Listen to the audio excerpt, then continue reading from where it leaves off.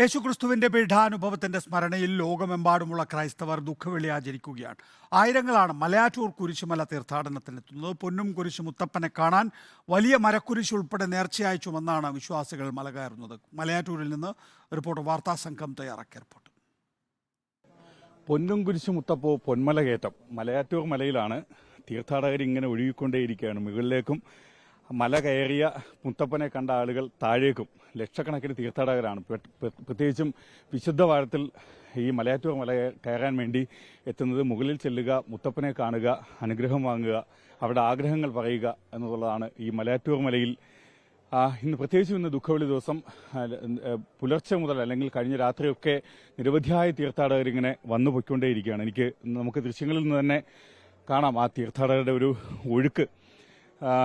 അങ്ങനെ ലക്ഷക്കണക്കിനായ തീർത്ഥാടകരാണ് ഈ വിശുദ്ധ വാരത്തിൽ ഇങ്ങനെ മലയാറ്റൂരിലേക്ക് എത്തുന്നത്.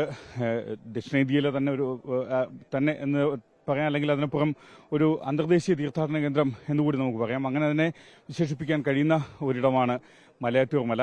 മലയാറ്റൂരിലെ തീർത്ഥാടന കേന്ദ്രം.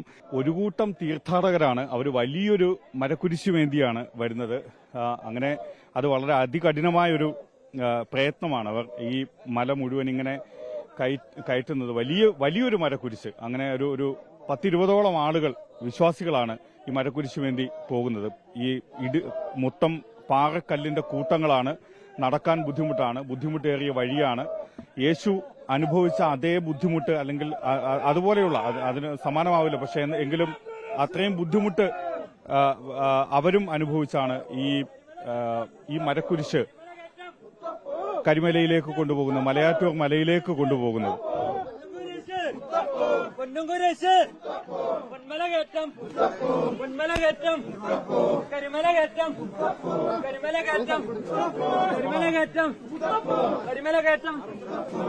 ഇത് ഈ കുരിശ് എത്ര ദിവസം കൊണ്ട് തയ്യാറാക്കിയതാണ്? ഒരാഴ്ച. എന്ത് തടിയാണ്? മഹാണി. എവിടുന്ന? ഇത് കൊല്ലം അഞ്ചൽ പാണയം. നിങ്ങൾ ഏത് ഇടവകയാണ്? ഞങ്ങള് മലങ്കര കത്തോലിക്ക.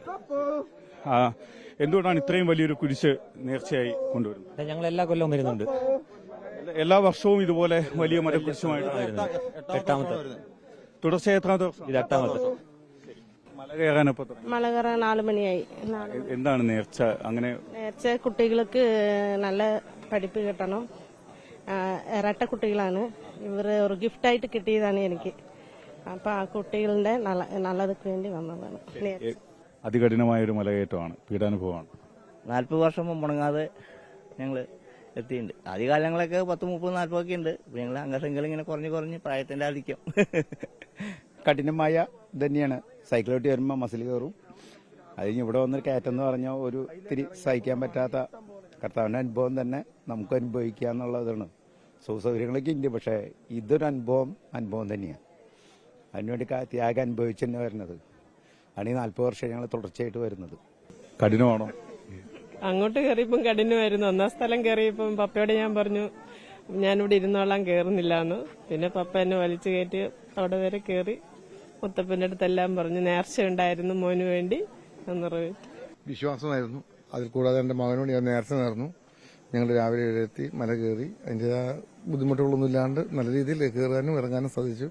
പൊന്മല കയറ്റം പോലെ കഠിനമാണ് പൊന്മല ഇറങ്ങുന്നതും. മലയാറ്റൂർ മലയിലേക്ക് തീർത്ഥാടകർ കയറിപ്പോകുന്നതും ഇറങ്ങുന്നതും വളരെ ബുദ്ധിമുട്ടേറിയതാണ്. യേശുവിൻ്റെ പീഡാനുഭവവാരം പോലെ തന്നെ അവരും അതിൻ്റെ എല്ലാ ബുദ്ധിമുട്ടുകളും അനുഭവിച്ചാണ് മലയാറ്റൂരിലെ തീർത്ഥാടനം പൂർത്തിയാക്കുന്നത്, മലയിറങ്ങി വരുന്നത്. മലയാറ്റൂർ മലയിൽ നിന്നും വീഡിയോ ജേർണലിസ്റ്റ് രജീഷ് ഭാസ്കറിനൊപ്പം reporter Shyam Devaraj, in reporter.